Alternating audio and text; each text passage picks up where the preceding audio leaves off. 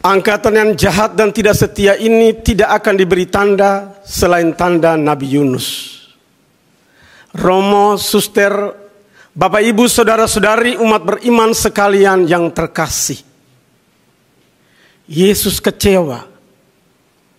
Tidak saja kecewa, dia marah. Mengapa dia marah? Karena orang-orang Farisi dan ahli Taurat mendesak dia untuk memberi tanda. Yesus bisa saja memberi tanda, tapi dia tahu itu hanya akal-akalan saja. Karena orang Farisi dan ahli Taurat adalah keturunan yang menolak dia sebagai Allah, menolak untuk percaya. Karena itu dia katakan kepada angkatan yang jahat dan tidak setia ini, tidak akan diberi tanda selain tanda Nabi Yunus. Siapa Yunus? Yunus adalah nabi yang abai. Yunus adalah nabi yang lamban. Ketika dipercayakan Tuhan untuk mewartakan pertobatan kepada orang Niniwe, dia enggan dan dia memilih jalan sendiri. Dia naik kapal menuju tempat yang lain. Apa yang terjadi? Badai besar datang. Kemudian para awak kapal merasa bahwa mesti ada orang yang salah di dalam kapal ini. Mesti ada orang yang dikutuk oleh Tuhan ada di dalam kapal ini. Mereka lalu membuang undi untuk mencari tahu siapa orang itu. Dan Yunus kena undi. Dia lalu meloncat ke lautan dan di sana dia disambut oleh ikan besar yang menelannya. Tinggal di dalam perut ikan itu selama 3 hari 3 malam untuk kemudian dimuntahkan di Niniwe, tempat di mana dia harus memberitakan pertobatan.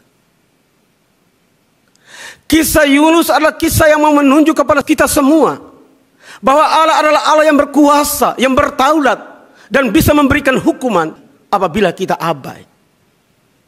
Dia Allah yang jauh lebih dahsyat dari siapapun, bahkan Salomo sekalipun. Karena itu dia mengecam orang-orang Farisi, mengecam ahli-ahli Taurat. Pada hari penghakiman, orang-orang Niniwe akan bangkit bersama angkatan ini dan akan menghukumnya. Tetapi sungguh yang ada di sini lebih besar daripada Yunus. Pada hari penghakiman, ratu dari selatan akan bangkit bersama angkatan ini dan akan menghukumnya juga. Karena ratu itu datang dari ujung bumi untuk mendengarkan Salomo. Tapi sungguh yang ada di sini lebih daripada Salomo. Saudara-saudari terkasih, kita suka agama kalau agama memberi kita tanda heran. Kita suka agama kalau agama memperlihatkan kita hal-hal spektakuler. Maka ibadah-ibadah kita, doa-doa kita penuh dengan petualang untuk mencari hal-hal spektakuler, tanda-tanda besar dari Tuhan. Kita mau kalau kita berdoa ada suara aneh datang dari surga, berbisik di telinga kita. Belinya jam 3 ya. Nomornya 248. Maka togelmu akan tembus. Kita mau supaya ketika kita berdoa, kita melihat Bunda Maria tersenyum dari kelopak bunga mawar. Lalu dia bilang, sebentar nanti ibu itu datang dan bilang, udah hutangmu dilunaskan semua. Ternyata yang datang debt collector. Karena itu bukan tanda heran tapi lamunan kita. Kita sering mengimpikan hal-hal besar. Para mujizat Tuhan terjadi dalam kehidupan kita setiap hari, setiap detik, setiap saat. Setiap pagi kita bangun dan matahari yang sama kita jumpai. Bukankah itu tanda heran? Bukankah itu mujizat? Lepas dari bencana yang satu, kita lolos dari bencana yang lain. Bukankah itu tanda heran? Dan Tuhan itu Allah yang mampu mengubah kutuk menjadi berkat. Banyak sekali cerita tentang itu.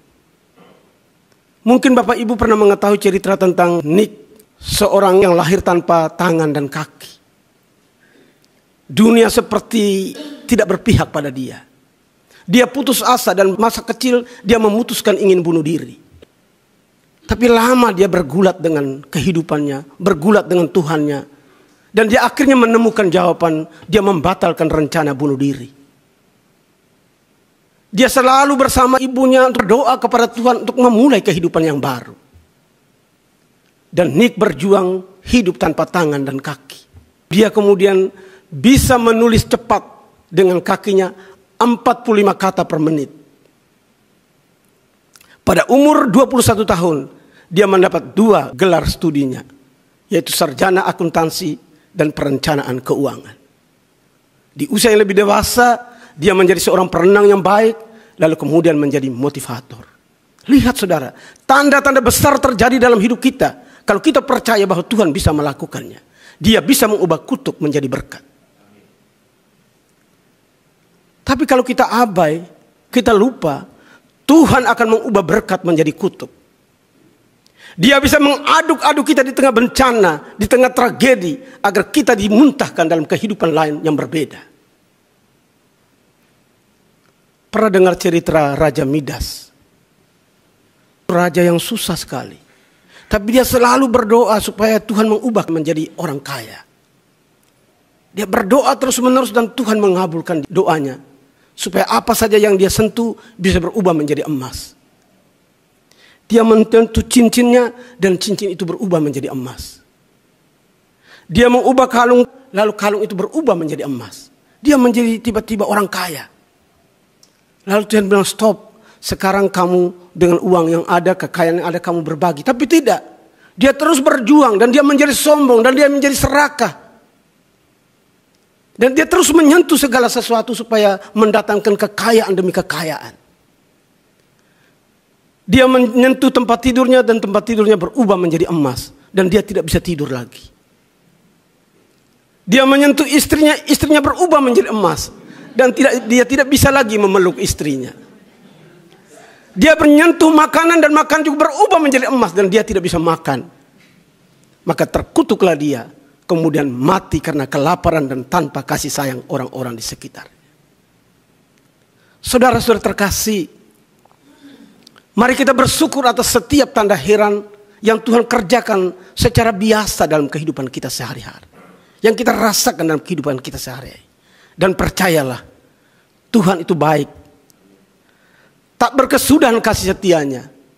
Rahmatnya selalu tercurah, selalu baru setiap hari. Amin.